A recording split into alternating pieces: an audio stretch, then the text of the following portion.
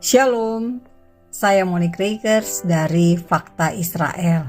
Saudara, saya ingin berbagi satu ayat yang menurut saya sangat menarik, yakni dari Kisah Para Rasul 3 ayat 21. Saya bacakan ayatnya. Kristus itu harus tinggal di sorga sampai waktu pemulihan segala sesuatu, seperti yang difirmankan Allah atau Elohim dengan perantaraan nabi-nabinya yang kudus di zaman dahulu. Nah, ayat ini menarik karena tertulis harus tinggal di sorga sampai waktu pemulihan segala sesuatu. Apa itu maksudnya? Apa sih yang harus dipulihkan sehingga Tuhan Yesus harus berada di sorga? Nah, sementara kita juga tahu bahwa Tuhan pun menjanjikan akan memberikan langit dan bumi yang baru. Nah, apakah pemulihan ini merujuk kepada pemulihan bumi, pemulihan dunia, atau apa? Nah, menurut saya, apa yang dimaksud oleh ayat Kisah Para Rasul 3 ayat 21 ini adalah merujuk pada pemulihan Israel. Karena pada waktu Tuhan Yesus lahir, Tuhan Yesus mati, Tuhan Yesus terangkat ke surga, waktu itu bangsa Israel, bangsanya Yesus berada di bawah kekuasaan Romawi. Israel belum menjadi sebuah bangsa yang merdeka. Israel, orang Yahudi, belum dipimpin oleh orang Yahudi sendiri.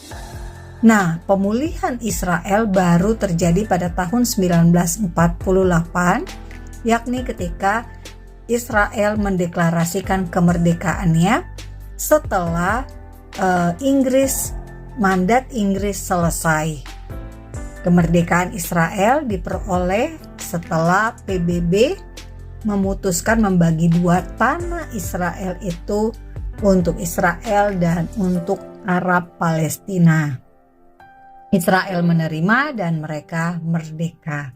Tetapi pada saat itu Israel langsung diserang oleh 5 negara Arab, yakni Yordania, Lebanon, Suriah, Mesir, dan Irak. Kelima negara yang menyerang Israel ini berhasil menguasai wilayah seperti Yerusalem Timur yang dikuasai oleh Yordania. Kemudian Israel kembali diserang oleh 5 negara Arab. Pada tahun 1967, mereka sepertinya masih penasaran, kok bisa Israel yang baru lahir, baru merdeka, belum punya kekuatan militer apapun tetapi bisa menang, mengalahkan 5 negara Arab. Karena rasa penasaran itu, tahun 1967 mereka mencoba kembali menyerang Israel. Dan apa yang terjadi? Israel justru menang dalam waktu singkat, yakni hanya dalam waktu 6 hari saja. Bahkan Israel bukan hanya menang, tetapi Israel berhasil merebut wilayah-wilayah yang dimiliki oleh mereka yang menyerang Israel ini.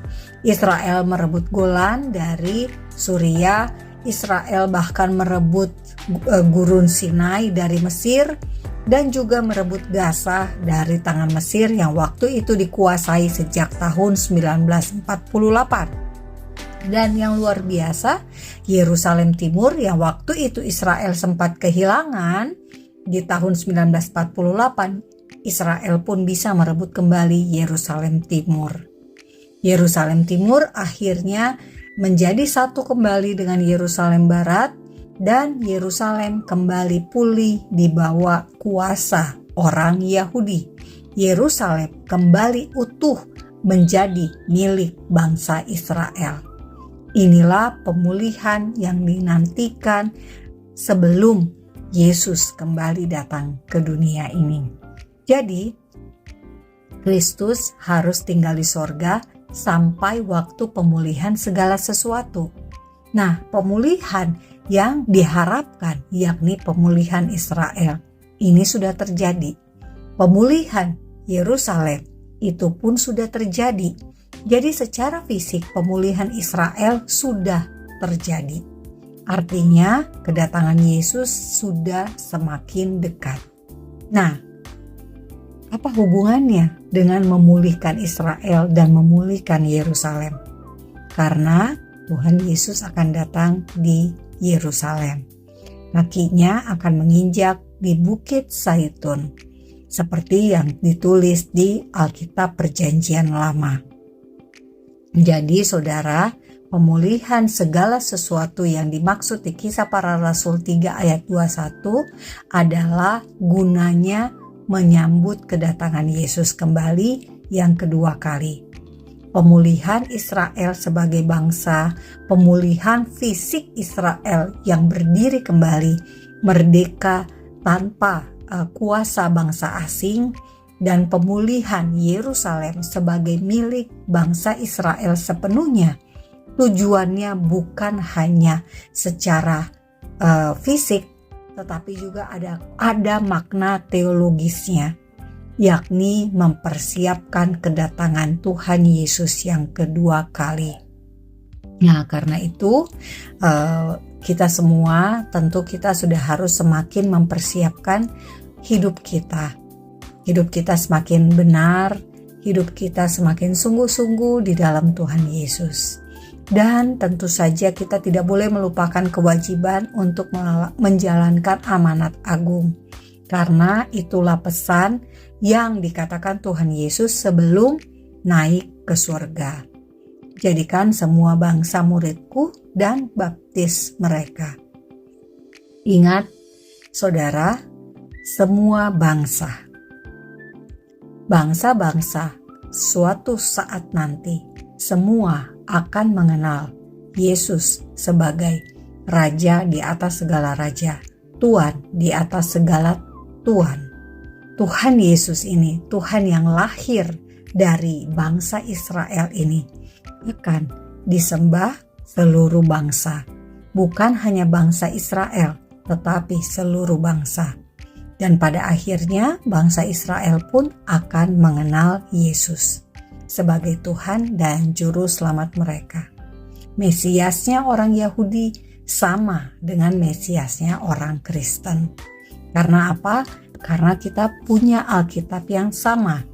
Alkitab orang Yahudi itulah yang kita pakai untuk mendefinisikan Mesias, yang adalah Yesus Kristus. Jadi suka tidak suka, mau tidak mau, kita tetap terkoneksi dengan bangsa Israel, kita terkoneksi dengan Yerusalem, kota yang dipilih Tuhan sebagai kota kediamannya yang kekal. Jadi saudara, kita bersyukur Kisah Para Rasul 3 ayat 21 sudah digenapi dan kita menunggu kedatangan Yesus yang kedua kali. Saya Monique Rakers, salam damai dari Fakta Israel.